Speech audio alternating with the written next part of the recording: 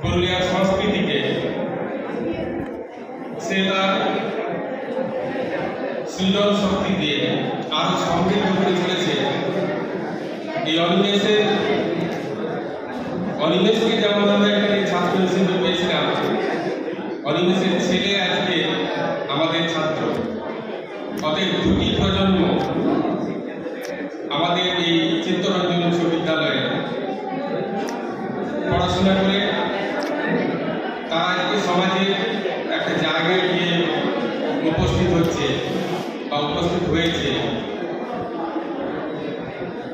অনিমেষ এমনি এই জায়গায় পৌঁছায়নি।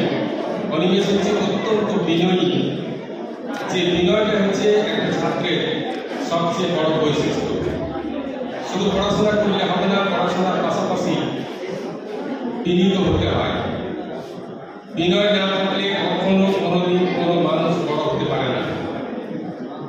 কখনো প্রকাশ পায় তাহলে কোনো মানুষই কোনোদিন বড় হতে পারে না। যে বৈশিষ্ট্য নিয়ে আজকে অনিমেষ এই জায়গায় পৌঁছেছে, আমি তোমাদের বলবো আগামী প্রজন্মের যে সমস্ত ছাত্র বা এই প্রজন্মের যারা ছাত্র তাদেরও বলবো যে তার কাছ থেকে এই আচরণ তোমরা শিখবে এবং ভবিষ্যতে তোমরা একটা বড় জায়গার দিকে পৌঁছাবে। এই